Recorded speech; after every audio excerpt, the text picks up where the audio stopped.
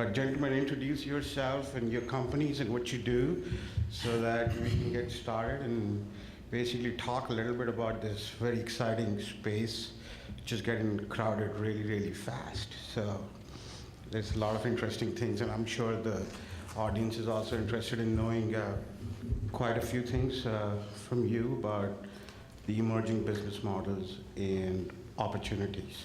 So let's start at the far right. Good morning, everyone. My name is Marcus Almer. I'm president of Almer Blank. We're an interactive media agency in Venice. We specialize on video and application development for the Flash platform. We have mainly Fortune 500 clients or who work for their agencies. We do more and more development in the entertainment industry just because of the nature of Flash and their capabilities. We're an Adobe solution provider, solution partner. And just recently we built broadband video player for E! Entertainment, for Style Network, and getting more and more requests for broadband application for the web. My name is Ted May. I'm with Synacor. Synacor provides private label portal and premium service bundles for a wide variety of broadband ISPs, both cable and DSL. Bob Whitmore, co-founder and CEO of Empower Digital Media. We have developed the system for the automated generation of media.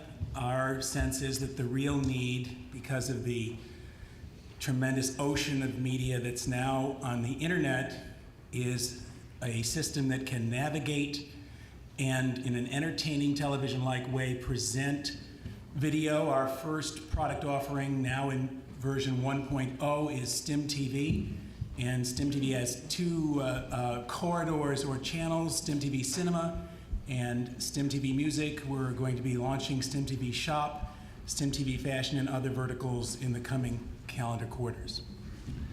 I'm Tom McInerney. I'm the co-founder and CEO of Gooba. Gooba started out as a video search for Usenet.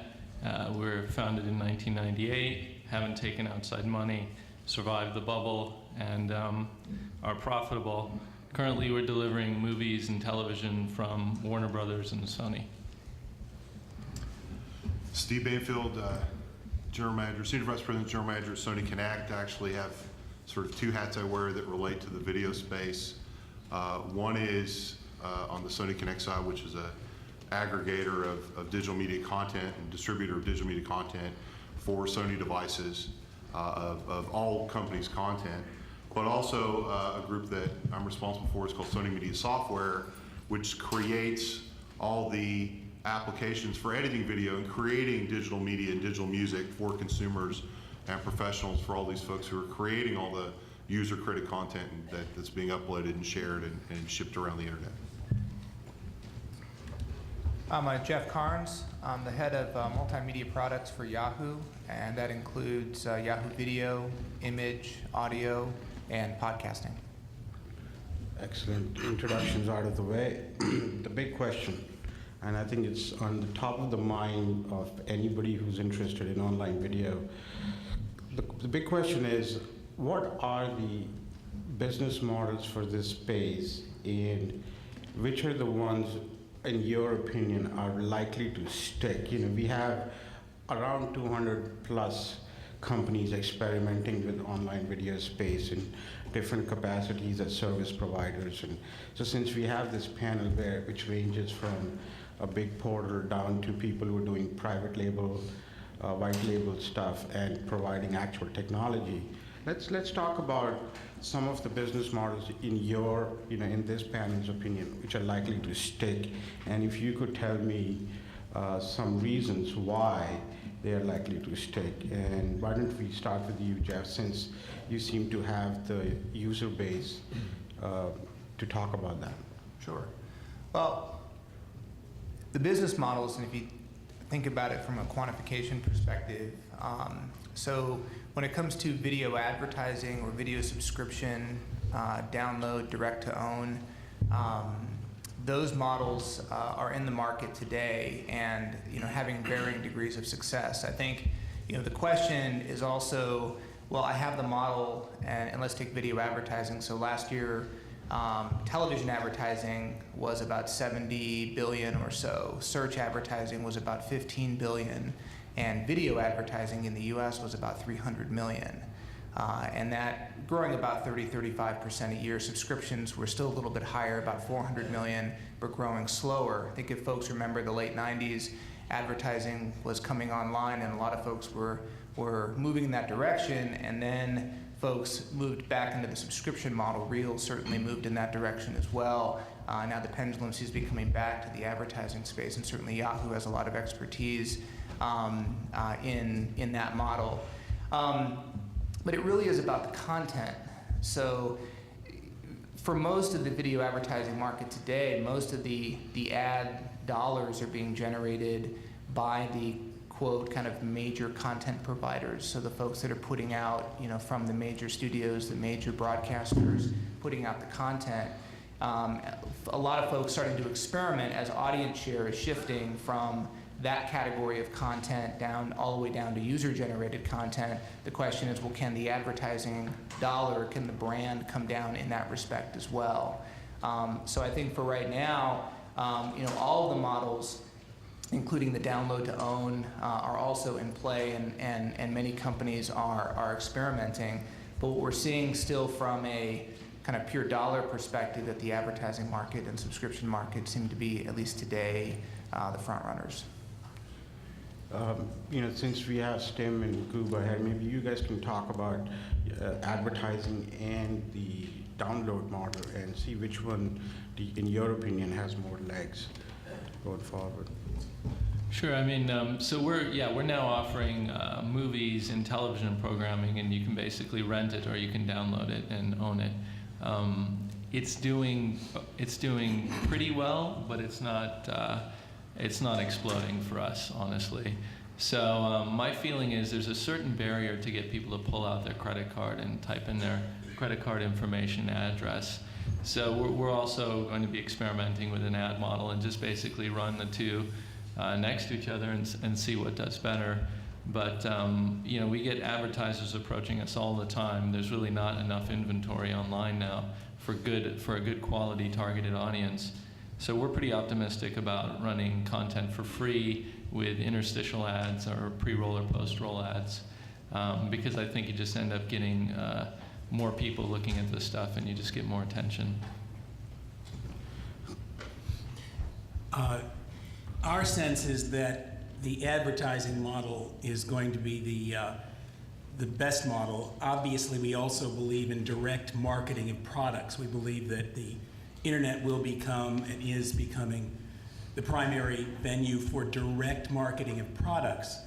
As far as the advertising model is concerned, we're launching a product called the Quick Ad, which is a 7-second teaser ad into a multi-tiered experience. I think the internet generation in that is not just the target demographic of the totally younger crowd, is a very impatient group.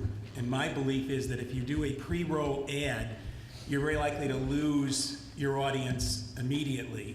The 15-second, 30-second experience isn't going to work. I think you have to hook them in with an extremely entertaining ad that leads them into an opt-in to a deeper experience with that particular product. And those ads need to be highly targeted. One of the advantages of our system is that it responds to profiles, usage, and request information. So I'll play the devil's advocate here. Everybody talks about advertising. Well, in 2000, we knew how quickly the advertising just evaporated, right? And then people look at how successful Google has been and Yahoo have been, and they kind of assume that the advertising is working. If you break down the online advertising numbers, they don't really work for anyone except Google and Yahoo, and to some extent Microsoft, that they account for 80% of online advertising. So in that situation, how do startups kind of figure out advertising models, and how do, the big reason YouTube is such a huge hit is because there is no advertisements there. Like, you don't get to see ads. So there is that conflict, and perhaps, we have the experts here who can, talk about that. I think, people at Sony who have their own branded content, perhaps you have another opinion on this whole situation. Well, I'll give a couple opinions. I mean, Jeff mentioned Reel, and Reel started, sort of early with their Reel One service, and back in the day, I was there for 4 years, and I helped start that. And it's kind of interesting. We're having this conversation: advertising, or subscription, or pay, or something else. And I sort of, why does it have to be binary? Why does it have to be either or? I mean, the cable model isn't only, it's not either or. You pay for a basic cable subscription, you get a certain level of content, and then there's also advertising to help subsidize that content. So I agree that it's hard on a pure advertising model. If you don't have the sort of raw numbers, the scale, that can be a very difficult thing.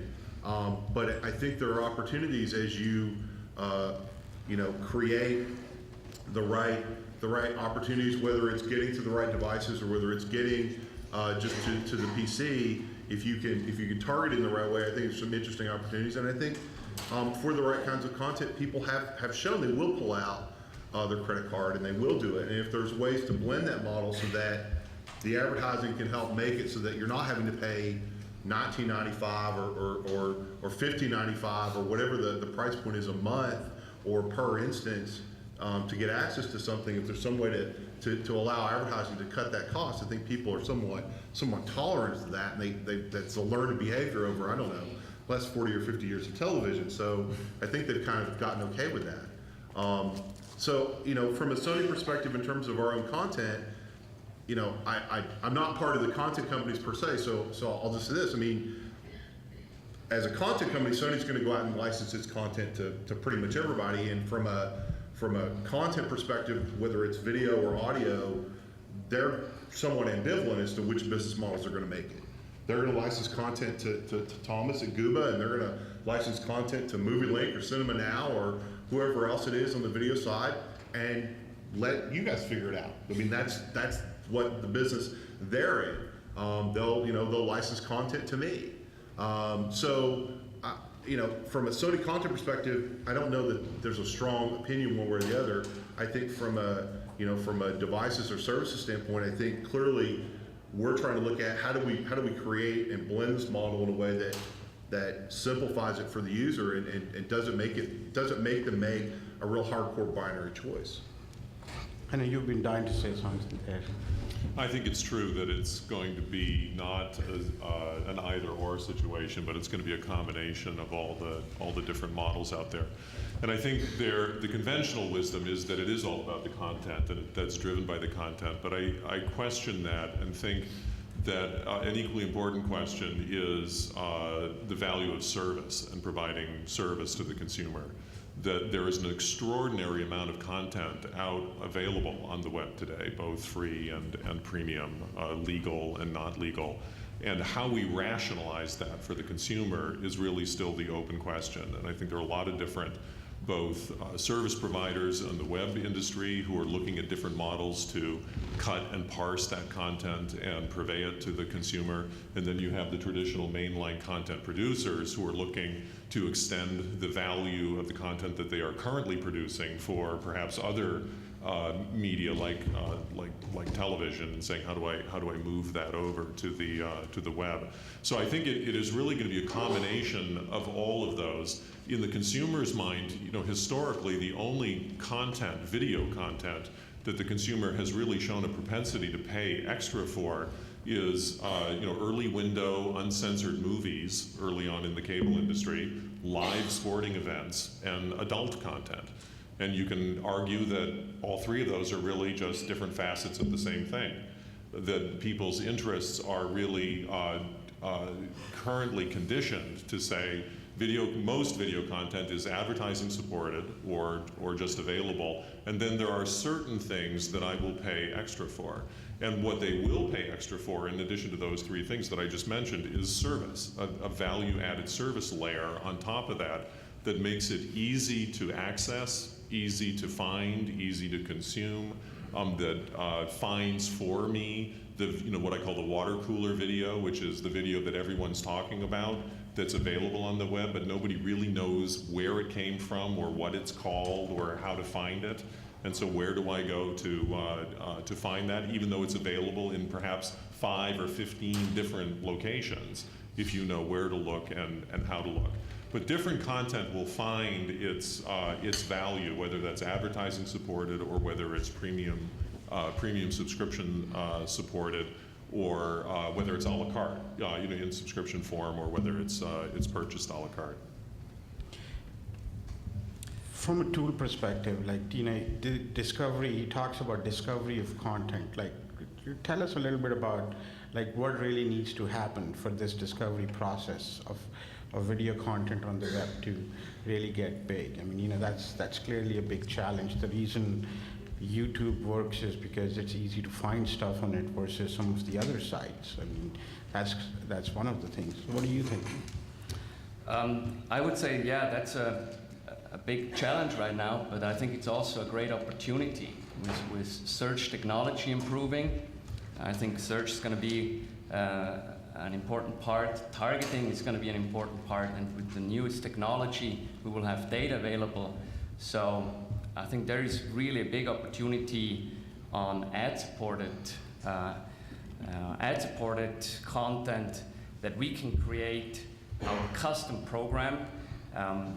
There is technology available that makes it possible to track my viewing, and it will over time tell me where I will find my content, where it's available, and how I have the easiest access to it.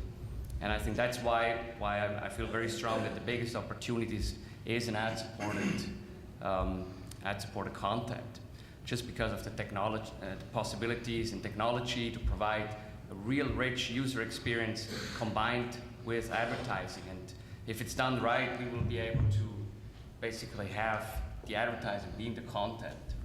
So does this mean that people like Google and Yahoo are at a slight advantage because they have the expertise in advertisements and they have expertise in search and they're dabbling in video? So does that, I mean, that's an open question. Anybody can jump in on that. You can defend your business. Well, Google and Yahoo, I think, have what Ted talked about as value added. People come to Google or Yahoo because there's more there. There's a lot there. And yes, they have an advantage. They've got they're the 5,000-pound gorillas. They have the traffic. That's why at this point they can attract Madison Avenue and advertisers. I also, again, agree with Ted, who talks about this value-added thing. That's what Google and Yahoo have. And the idea about terrestrial or linear television, the thing about that experience is that there's a program director, there's a quality of production, and you can sit back and just enjoy a show that if you can find where it is, or if you want to be sitting in front of the television when your show comes by. The problem, of course, with linear television is that the experience is expensive for them to produce. There's a lot of reruns, there's a lot of duplication, and the internet allows so much programming that I think television is definitely losing. Their ad revenues are now declining while, as Jeff said, internet advertising revenues are growing at 37% rate. So the value add has to be the ease of finding that tremendous amount for each niche audience of material that's out there. And that's, again, a navigation and presentation problem.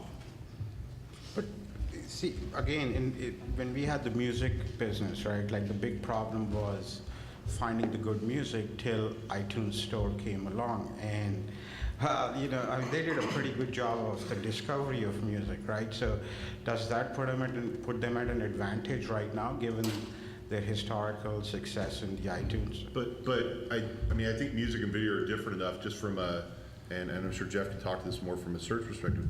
The metadata around music and video, I mean, with music, you had a hierarchy and a taxonomy of album, artist, genre that video is often hard to characterize, right? I mean, it's hard. I mean, you can do things with movies that way. Movies are these discrete things, but how do you go if you want to find the Seinfeld episode where they had the fluffy shirt, right? Is that episode number? Is that what's the title of that episode? What does that mean? How do you navigate to something you want on the video side is actually a lot harder than finding a song or a related song within a music store. It actually is a harder problem. So I don't know that any one player in any one market has any advantage because they've been successful in music. It might translate to being successful in video. My feeling on the search is there are kind of two approaches. There's the algorithmic kind of search where you're going and you're looking for tags and names and very specific things. And then there's more the collaborative kind of social searching where you have people recommending things and people who like this, like that. We tend to think that the collaborative social searching is better. A human being can do a much better job kind of having a sense of taste and perspective than a computer can, than an algorithm can. So you take a system like iTunes, I think it's a very structured environment in keeping with Apple. It's very kind of control top down. And you look at environments like YouTube or MySpace where you have much more participation with the community there. You know, we're actually bullish on the idea of having the community recommend content, and the social aspects of discovery and search I think are going to be more interesting than the algorithmic ones. I think that you have to draw a distinction between, when you talk of an advantage, between a moment in the sun and an advantage on a go-forward basis.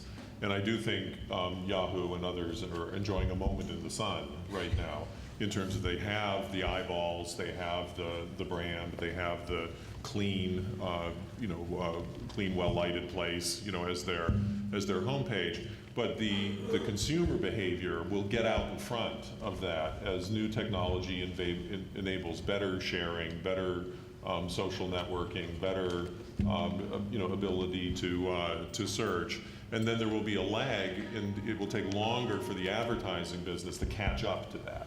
And they will always be, 1 or 2 steps behind in terms of where they put their dollars and where they decide to put their dollars. So whether, current position translates into advantage vis-a-vis the future, I think is an open question. But right now, the advertising dollars go where the eyeballs are and where it's most safe, I think, on the web as well, in terms of their ability to associate advertising with good quality video and a reasonable assumption about the demographic that they're reaching, et cetera. But the content is going to go to the guys that can afford to pay the most, and those guys will be the guys that do the best job of monetizing the content. So the companies like Google, who are very, very good at monetizing, will probably have and have deep pockets, and Yahoo as well, will have a pretty significant advantage because they'll be able to go to a Sony and be able to write a very large check and say, hey, give us your content and don't take our word for it, take this $10 million check. And that's something a company like Gooba just can't do. Jeff, now it's your turn.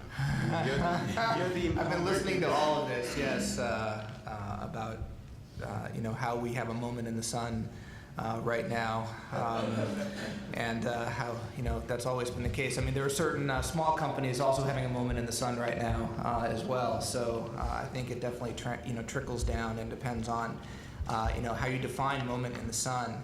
I think that at the end of the day, there's one thing the internet has taught us: nothing lasts forever.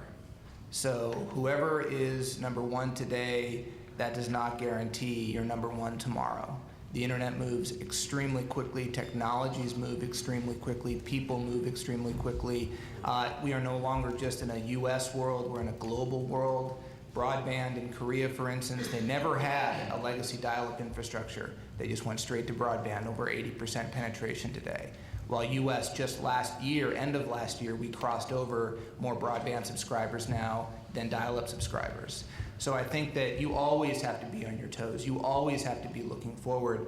And I do think that, from a discovery perspective, just to touch on that, it was mentioned, 5 to 15. Last check we heard there are over 200 social video sites in the market today. So lots of people trying to get into this space. And Yahoo Video, one of the key elements to the site is discovery. So yes, we do have the ability for publishers to upload the content. We'll host that content, we'll serve that content, but we also crawl the web. We also get feeds from partners.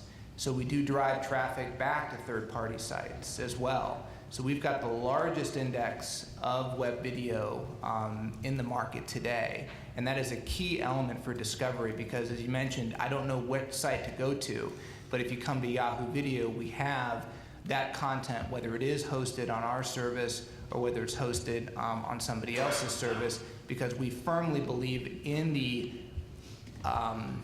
category of open programming, that you come to Yahoo to find that content.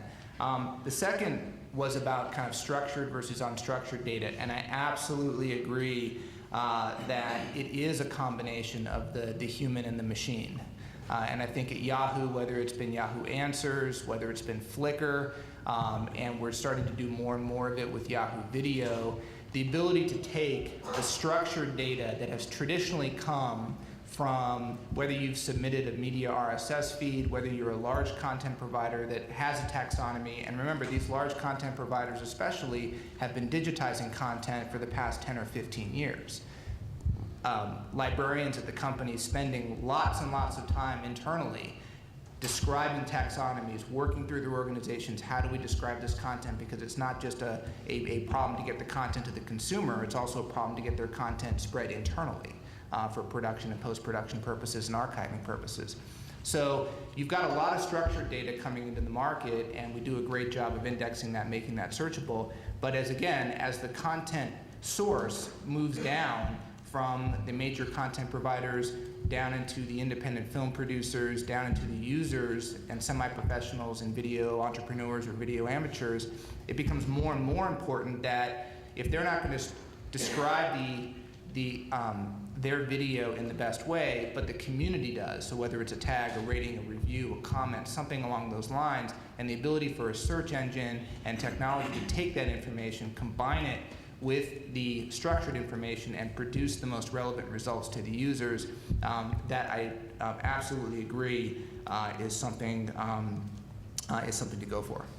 So there are two distinct video segments, right? I think we need to clarify that the online video from the amateurs or the user-generated content is one segment of the video market, and then there is the legal content which is coming from folks like Sony and Time Warner or whatever.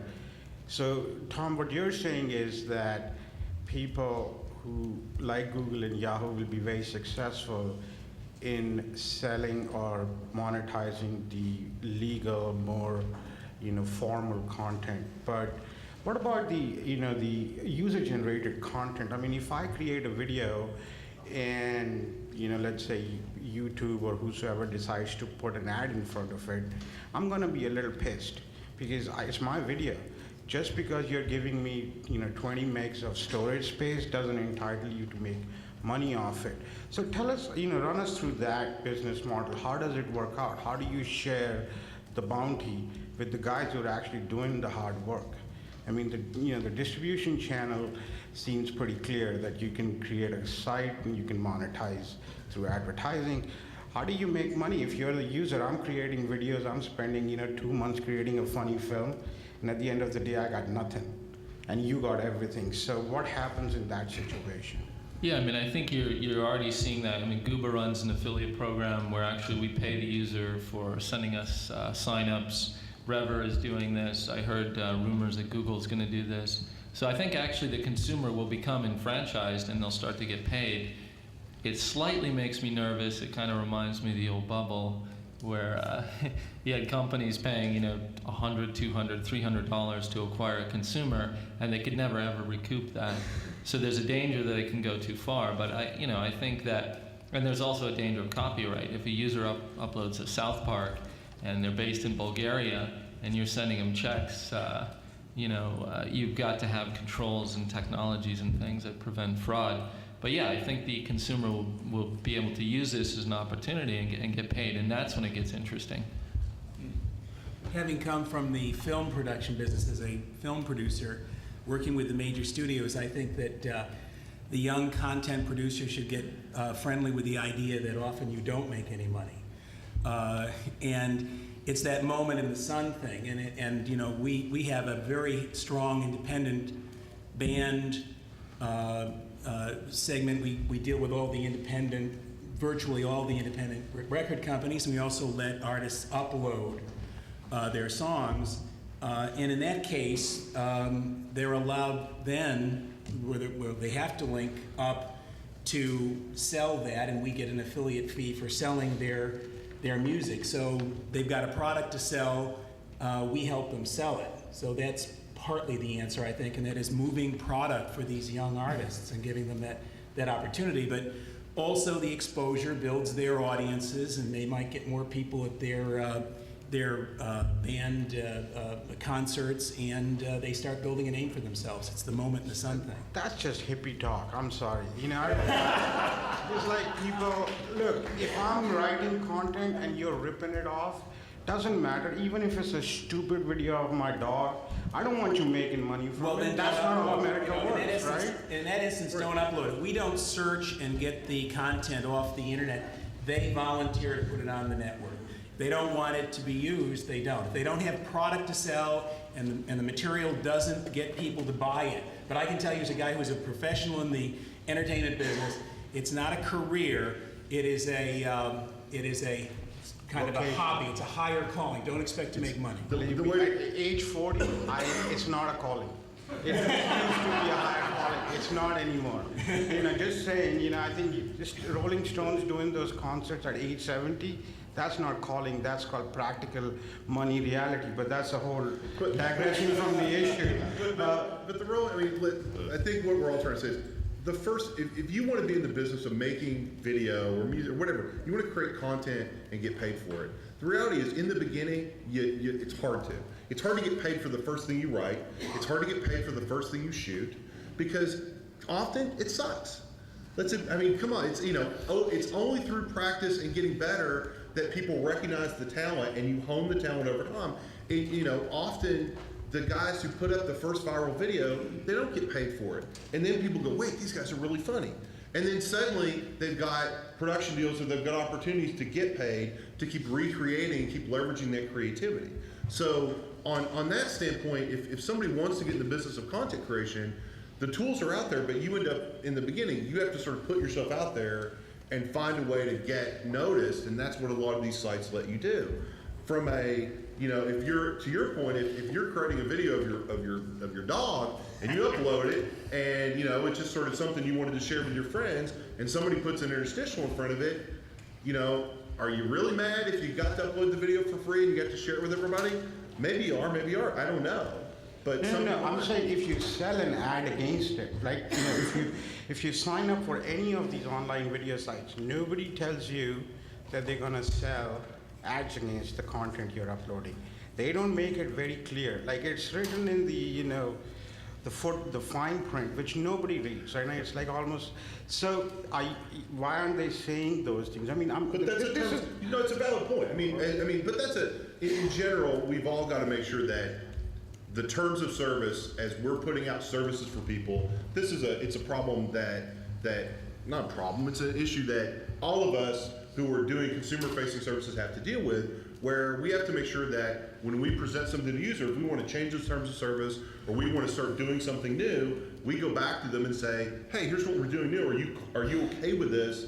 Let them opt in, or make sure that in some way there's been proper communication, because that's where the problems always start. Wait, it was in the terms of service, but it was in the third paragraph from the bottom, and people didn't read that far, and they didn't feel comfortable that, wait a minute, I'm not sure I got that, even though legally it was there before. I mean, that's just treating your customer right. That's not a video problem. That's just, we've all got to be good citizens and treat our customers right. And we created a small video that orients the bands as to exactly what we're doing and what they're doing with it. So we not only put it in the fine print, we actually put it up on the screen. I mean, you know, these guys do a pretty good job. It says cigarette smoking can kill you. It's like, this video can be sold, your video will be sold against. I mean, it's like just putting that line. And I think as an industry which is trying to capture the user-generated content and the momentum from the masses, I think it's there have to be some concrete business models around this. I mean, and nobody talks about that. People assume the people are, the creators are like sheep and you can just put them in any direction.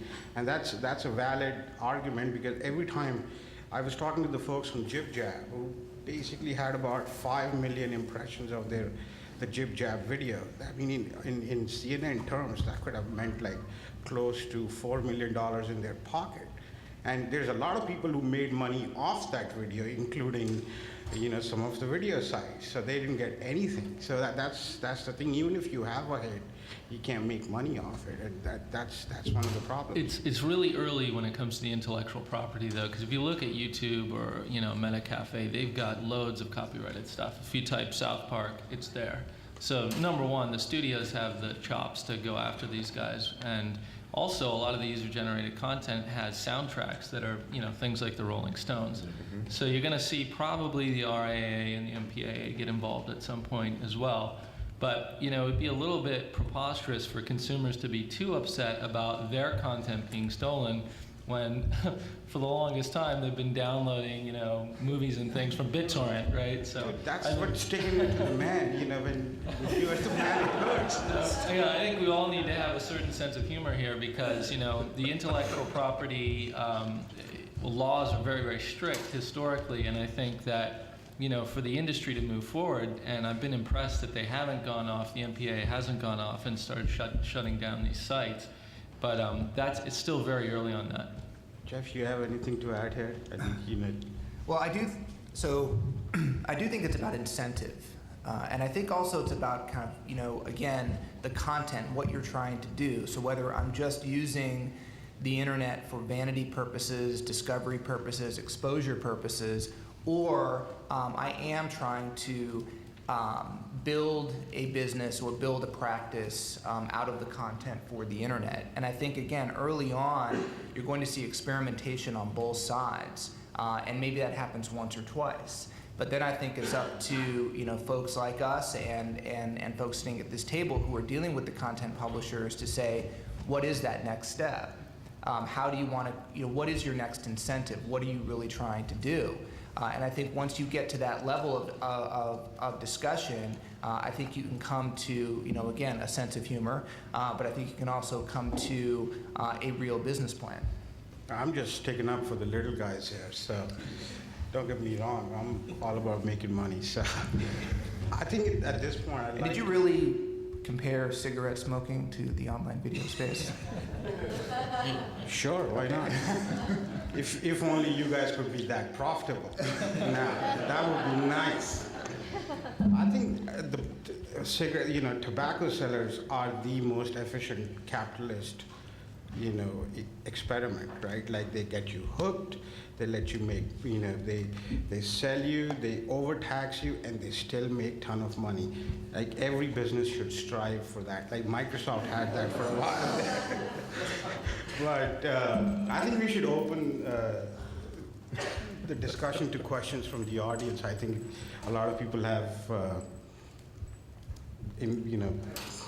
got a question. No one's mentioned the AOL video. You just mentioned that you have the largest video or whatever listing is available. But AOL is the same claim yesterday, that they silently have captured the market, and now they have more than anybody else out there compared to whether it be Yahoo or Google.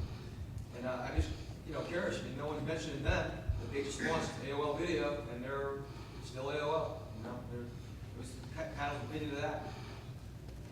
In comparison to what they're doing? who wants to take that? Well, AOL is part of Time Warner, and frankly, I just don't think it's worked out.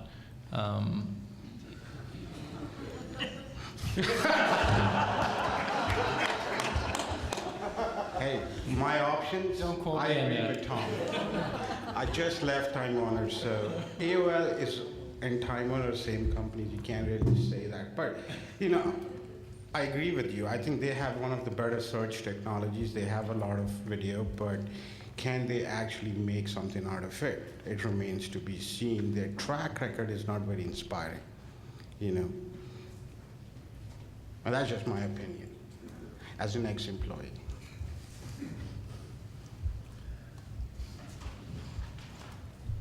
Wow, no questions. Back to me then. No, there's one over there.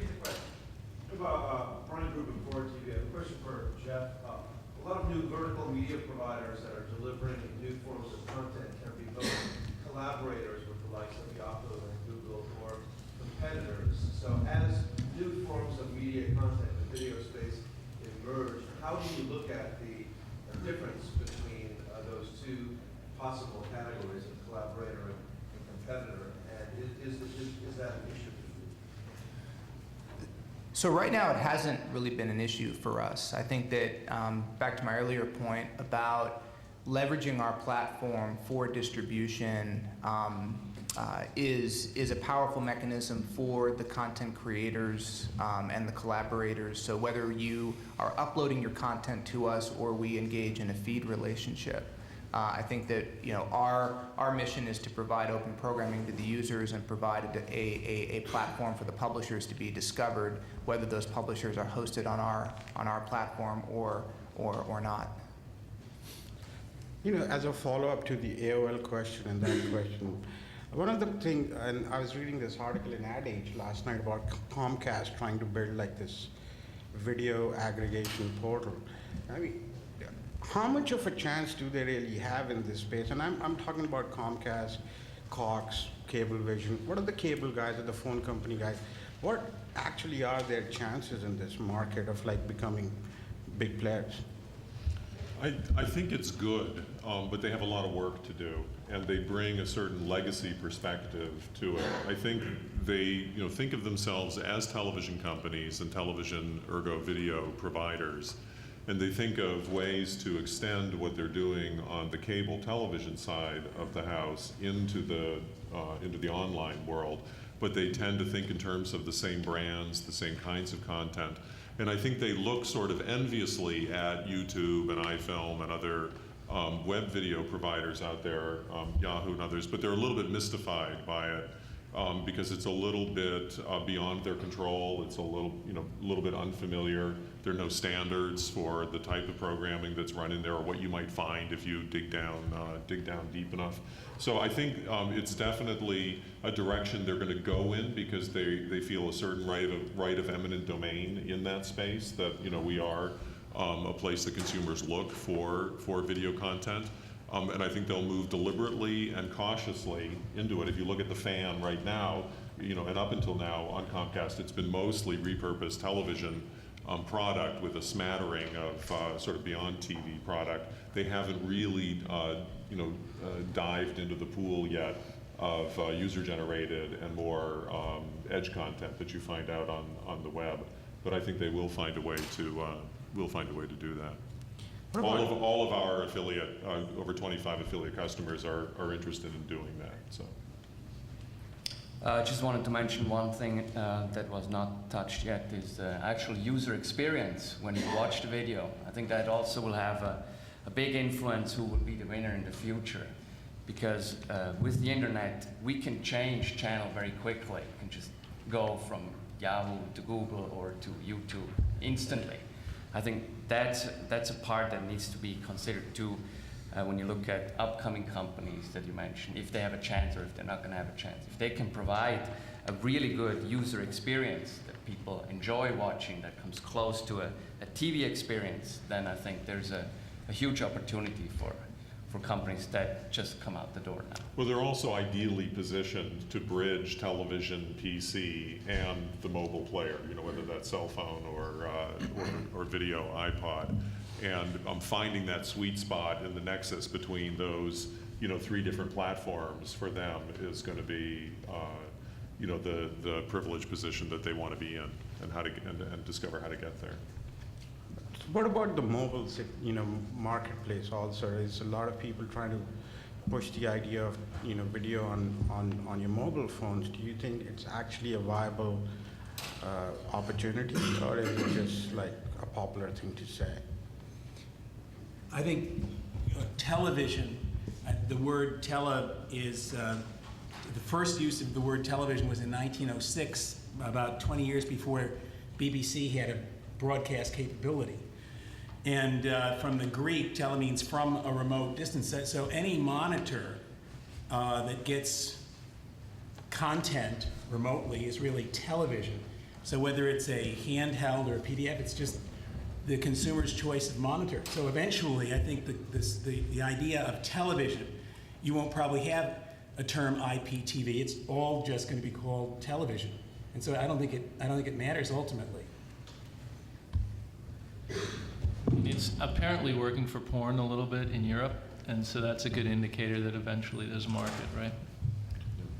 Well, I guess I'd just say it's a question of is it going to be over-the-air delivery to what we consider a mobile handset today, or what's that mean? Does that mean to a device that is Wi-Fi? Does that mean over a cellular network, or is it really are we still in a side-loading model where whether that device is a multifunction device, it happens to be a cell phone, but it's got a lot of storage in it, and I can actually sideload off my PC a bunch of content.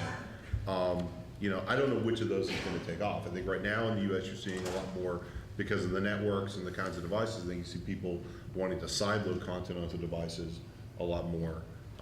People are streaming news and things that they really want to get on an up-to-date basis on a few of the carriers and the high-speed networks. But Do you think there's more opportunity for people in the mobile space to kind of actually become the ESPN for mobile or the A&E for mobile by creating specialized content? And should startups or entrepreneurs be focusing on that area a little bit? As the new networks come, DVB Edge and Media Flow happen, or do you still see the traditional brands just dominating that space as well? Anyone? Well, I mean, it's interesting for me to hear A&E be thought of as a traditional brand. I mean, how long has that been around as a channel, right? Not in the grand scheme of things, not that long, right? Several years maybe, but I think if somebody wants to be in a particular content niche, I think it's much better to say, how do I do a really good job at that content niche and focus on delivering a great user experience and a great content experience, and then figure out, okay, and I'm going to deliver to mobile, right? As opposed to saying, I want to be the A&E for mobile, right? It's sort of the technology approach that we often bring to these things is, well, I want to be the Microsoft, or I want to be the Yahoo of handsets, right? Well, that's sort of not, build a great user experience in general, whether it's for biographies or whether it's for whatever kind of content you want to create, and then figure out, okay, great, what limitations do I have to live with on the platform I'm choosing to deliver it with, and it'll work, and you'll be okay. I think the challenge you'll always end up, no matter what, this has been true of all the different media that have come along, there's always a set of incumbents, and they're always going to want to try to keep that incumbent status and keep delivering their own content, and you've got to, as a creative person or someone who wants to create a content business, figure out, is it better to try to fight them on their own turf and create something that's different from what they have and go from there, or do you want to just create content and license it to them and let them be the brand in front of it? I think you always have to be able to answer the question, what problem are you solving for the consumer in any of these new product offerings?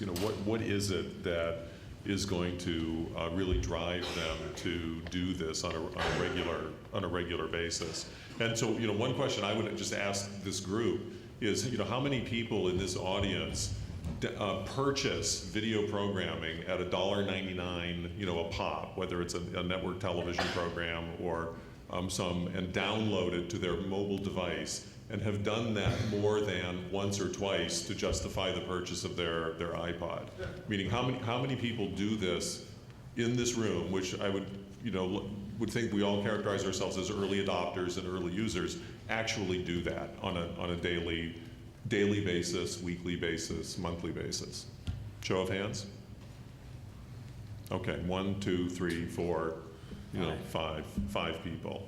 So again, then I would ask the question, so what problem are you solving, or how is your life made better by doing that? If I'm a commuter and I have the ability to watch a show that I want to see that I can't record on my TiVo or something else, and you have to sort of go through that exercise, I think, to explore whether it really is a long-term viable business proposition and something that consumers are going to pay for on a regular basis.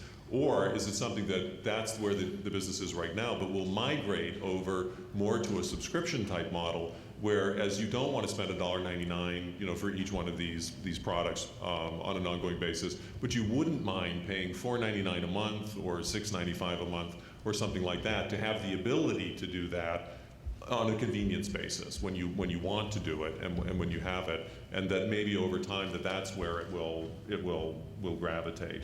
But the demand isn't, you know, big enough yet to really just on a mass market basis to make it a sustainable industry. So I think it'd be interesting to ask that question in Japan, or ask that question in Europe, because I do think that it was a great question. And I think it's a great kind of litmus test in an audience like this to see something like that. But I do think we have to remember also that it's not, again, just a US world. And I think from a mobile perspective, we have always been a bit behind. But if you look globally, Asia, Europe, and the way they use mobile devices and how they've embraced that technology, I do think that, you know, there is some opportunity there, you know, to take that content into those regions, and as the U.S., you know, plays catch up. But I absolutely agree as well that you have to provide that utility. So, you know, what is the incentive for the user? Is it content? You know, I think right now a lot of people are just saying, I'll just repurpose the content for all these different devices. Well, is that really the right long-term approach? Are they specific types of content that will win in those different types of environments from the consumer? And I think, you know, from a startup perspective, there's always room for innovation. Okay, I'm going to take one more question from the audience, and then I think we've run over a little bit. Yeah, I'd like to get your opinion on what's the requirement and the evolution of the hardware required in order to create the video tipping point. And typically people, and what I mean by that, PCs are in very uncomfortable locations. They're not there wanting to watch a half hour of entertainment. But TV is typically a vegetative experience, right? So do you have any opinion on the evolution of the hardware that's going to be required to create the video tipping point?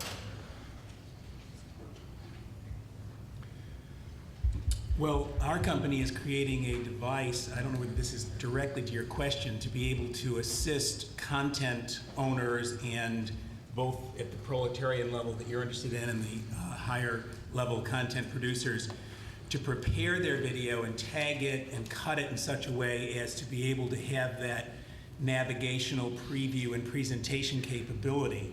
So from that standpoint, yes, we're creating a device that will help editors and people preparing content.